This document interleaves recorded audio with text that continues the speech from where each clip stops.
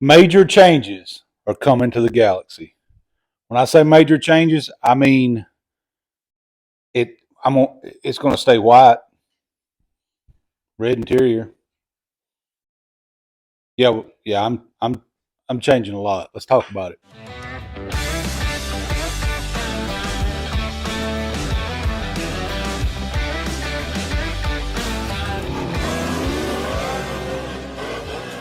I'd say he's a nut job. All right, I'm going to take a seat here.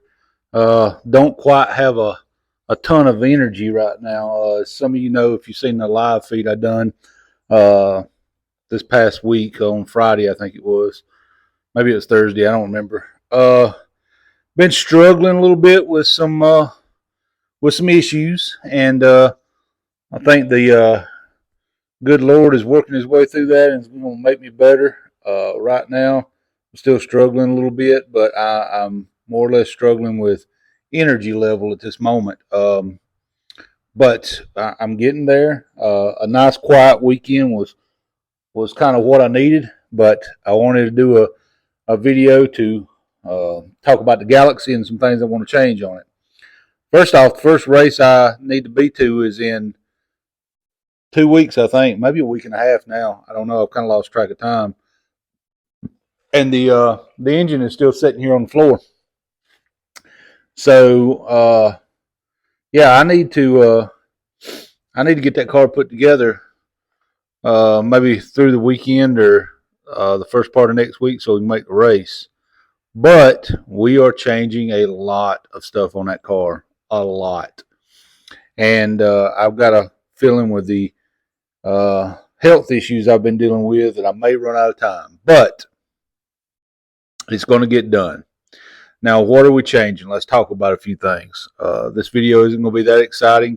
We're going to go over some of the things that I'm changing, and I was here cleaning up in the shop a little bit, and I just needed to sit down for a few minutes. Figured it was a great time to make a video. The first thing that's changing is the obvious elephant in the room. We're going bigger than we've ever been before, cubic inch wise. This is just under 500 cubic inches. Yeah, it's under 500 cubic inches. I wouldn't say just under, but it's under 500 cubic inches, and has a Ford production block. Everything else is pretty much aftermarket. It's trick flow top end, bottom end, scat, forged pistons. It's got a lot going on with it. I can't remember. I think I did a video putting it together. Maybe I didn't. I don't know. Um, but it's going to make a lot more power than we've ever made before. But if we put it in the car just like it is, the car should be a lot faster than it's ever been. Now, the flaw in the straw is I don't know how much faster it's going to be now because I'm changing stuff. The car has always been technically, by most standards, a big tire. Even though by my standards, I don't think it was a big tire, but most standards, it qualifies as a big tire. Well, we're going small tire on it. I'm going to put a 275, probably something like a 275 6015 Mickey Thompson ET Street on it. And I'll probably have a 28, probably a 28.95, maybe a 28.10, somewhere in that range. Hoosier Slick for things like the no prep races we're doing and things. So that also means there's going to be a gear change because right now it's running a rear gear in it that would rival a Mack dump truck. It's pretty low. So we're going to change the rear gear, and with those changes, I'm not sure ETY. It may go faster. I don't know. I really don't know. It may go faster for all I know.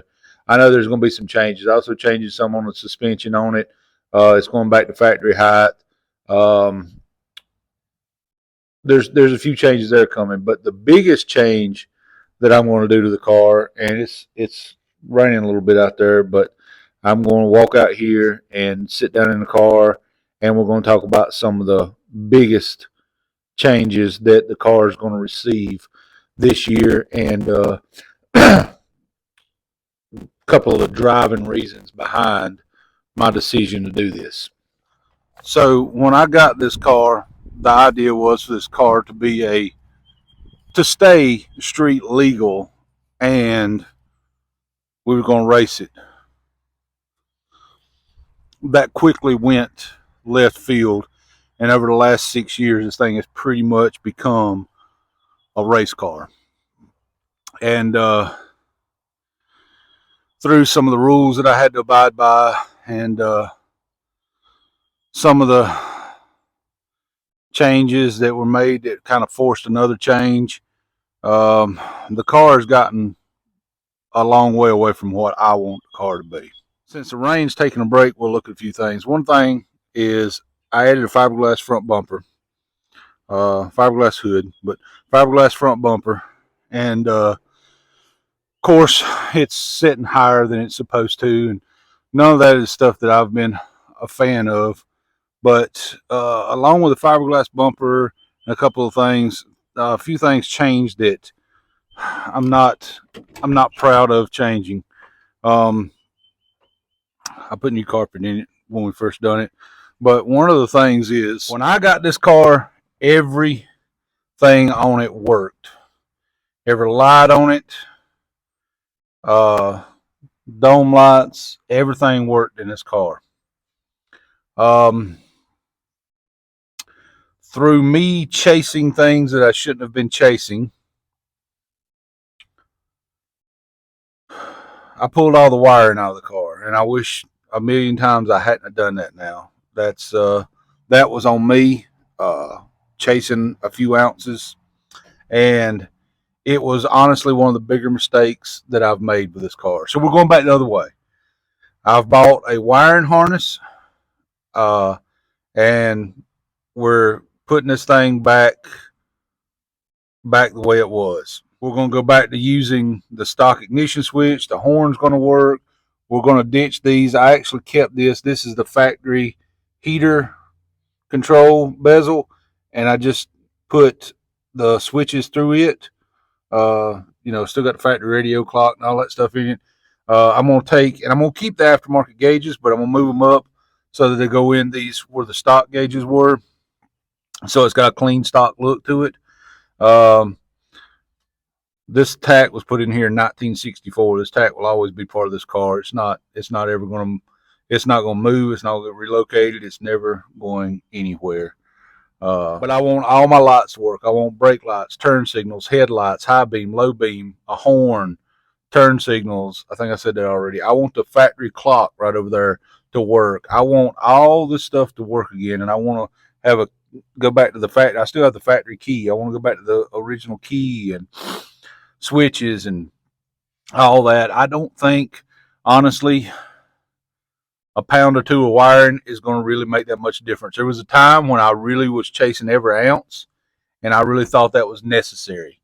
Now I realize I screwed up. So there's a couple things that I got to track down that I no longer have, which, again, a mistake I made.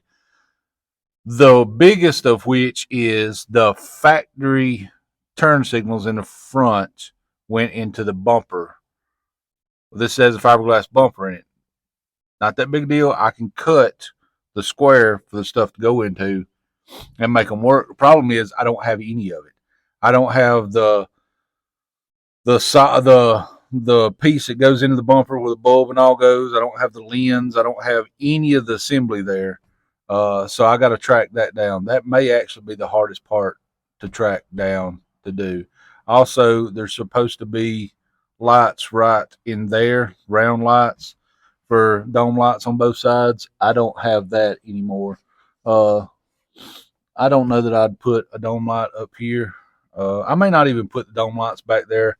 I may just go simple, put lights under the dash that sign down, and do it that way. I don't know.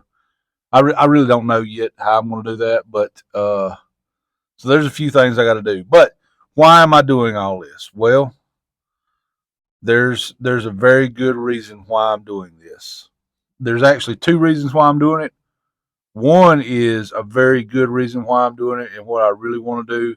The second one kind of is a benefit of the first one, I guess is a way to say it. And let me explain. I'm gonna walk back in the garage and let me explain. So most of you, if you followed this channel for any length of time, know that I purchased this car from the original owner.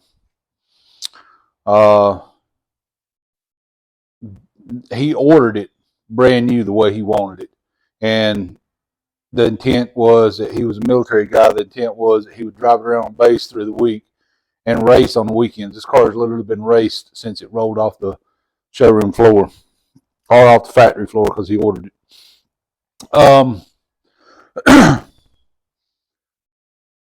And I bought this car from him sometime back in 2018. I'd have to go look to see when it was. And I immediately went to racing with the car.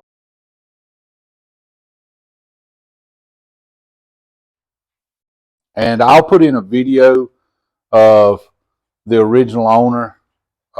He would still come by every once in a while and visit the car. He lived not just a few miles up the road. He's now since moved to middle of the state, and I don't get to see him as often, but used to. I'd see him about once a week. He'd come by and look at the car and all, and I'll put in a little video. I think I have one somewhere. I'll put in a little video of me and him with the car before I was headed to a race.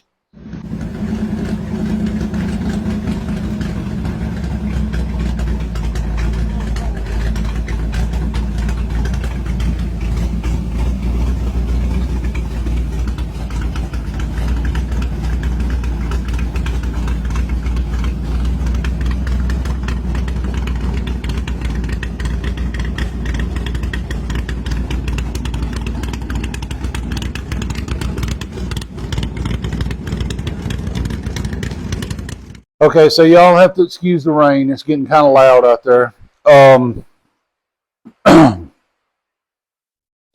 So one of the reasons I want to make this car, or the main reason I want to make this car street legal again, and I'm talking street legal. I don't need it to run 70 down the interstate. I don't need to be able to drive it across country. I need it to run at a decent RPM at 40, 45 miles per hour, and for a 15, 20-minute drive.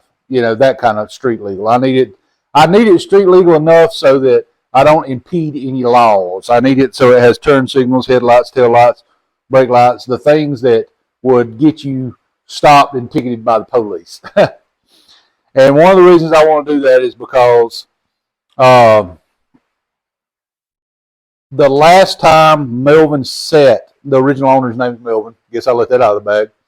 The last time Melvin sat in this car, to my knowledge, was sometime in the early 90s when it was parked.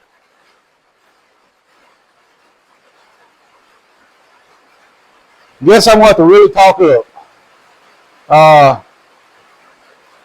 So my ultimate goal is to load this thing up on the truck, on the back of the ramp truck, drive down to I don't even know what's close to him, a Walmart or a shopping mall or whatever's close to him, unload this thing off the truck, drive over to his place, pick him up, and me and him go out for a ride, go around town, cruise around in his old car. I don't think he's been in that car in 30 years or better. I would not have this car. This car would not be the blessing to our family if it was, as it is, if it wasn't for him being a caretaker of it all these years. And to show what a blessing from the Lord he is, and I know it would mean a lot to him, I want to take him for a ride in the car. Let's face it, at some point in time, we all take our last rides, and Melvin is in his, I think, upper 80s. I think Melvin's close to 90 now. And he still gets around. Although he is slow getting around, he still gets around. And sharp as a whip. So, I would like for Melvin to be able to ride in his old car one more time. I'd like to be able to take him around town. Maybe we'll go get some ice cream. I don't know. But I'd like for Melvin to be able to ride in his old car again. I had to give it a minute for the I had to give it a minute for the rain to quieten down just a little bit. With all that being said, the second reason, and kind of a byproduct, if you will, of making it street legal enough to take Melvin for a ride, I'd like to do a driving drag in it. There's one in November here in, I'm in South Carolina. There's one here in November in the Carolinas called the Southeast Street in Yeet. And it basically runs tracks in South Carolina and North Carolina. If the car is street legal, then I can do a driving drag with it, which would be a very cool thing to do. Now, I'll circle back around. We've got a bigger motor, making more power than I've ever made, and we put it in a car. I honestly don't know if by changing the gear ratio to make it street legal, putting in a little smaller tire, I don't know if the car will slow down or if the car will speed up. I really don't know. I have zero experience on a 28-inch tire. Zero. Never run one before. So, by putting the car on a small tire, I have no idea if it'll speed up or slow down. I imagine it'll have a lot to do with figuring that magic gear ratio out.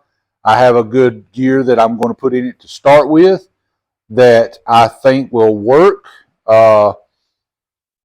When you go to a smaller tire, you have to go to a little bit higher geared rear end. And what I mean by that, for those that don't understand, if you're running a 6.0 gear with a 30-inch tire, if you go down to a 28-inch tire, you need to go the other way, and you need to have like a,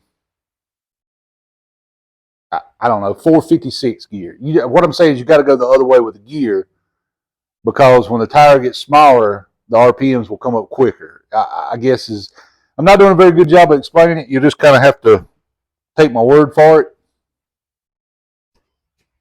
The gear has to go the other way. What I really got on here, you have to forgive me. I'm still a little foggy headed. Like I said, I haven't felt well for a few days, for about a week now.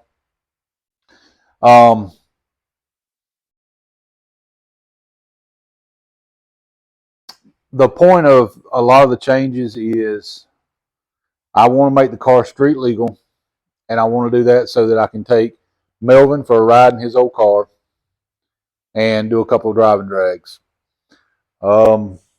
I think we'll have more fun with that than what we have had lately. Yeah. Oh, and if anybody out there happens to have the little inserts that goes in the front bumpers for the turn signals for a 63 Ford Galaxie, shoot me a message or holler at me or something. You can find me on the socials on Frizzell Racing on TikTok, Facebook, Instagram, YouTube. It's all Frizzell Racing. But I just wanted to give everybody an update, put this out there. I know this isn't the most exciting video, but I just haven't felt well in a few days, so I haven't done a whole lot. And honestly, it's not that warm here now, and I'm sitting here sweating like a pig right now.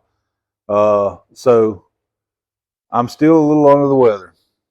Still struggling a little bit, but faith and trust in the Lord, and we're going to let Him take care of it.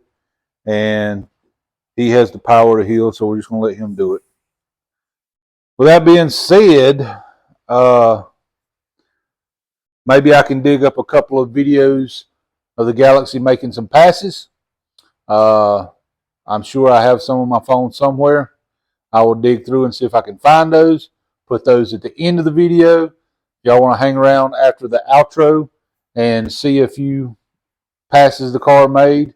I don't know. Some of them may be weird vertical videos. Some may be horizontal, but I will put a couple of videos in of the car making some passes, and just know that it's coming back a lot better, a lot stronger, a lot faster, hopefully, and with a different goal and purpose in life.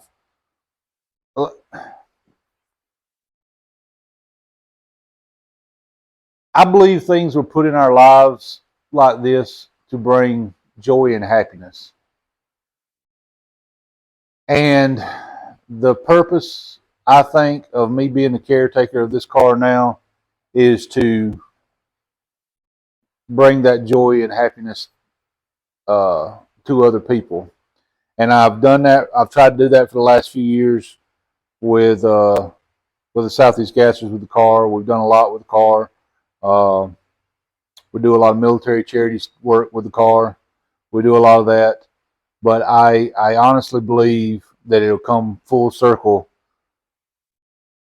with that taking Melvin for a ride again to bring that joy back into his life, that make him feel like he's a kid again. One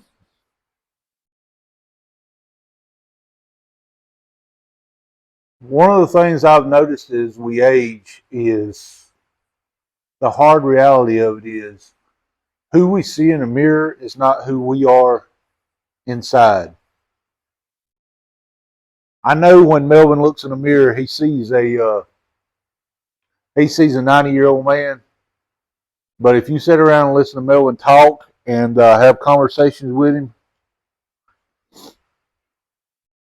he is still that young guy inside that raced that car and enjoyed that car. And the older I get, the more I understand that you look in the mirror and you see some gray and you see time working on your body, but in your mind you're still that same guy. You're still that 20-year-old kid that wanted to go out and have fun with his car, but time kind of ravishes you and makes it so you're not able to do that.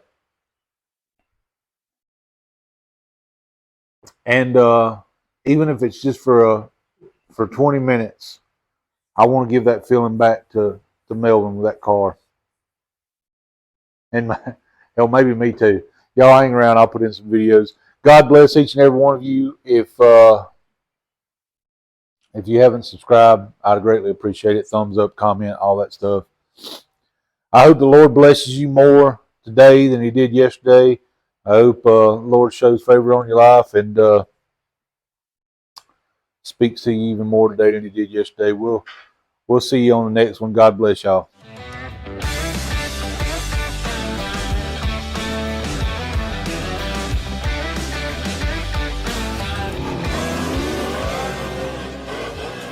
I'd say he's a nut job.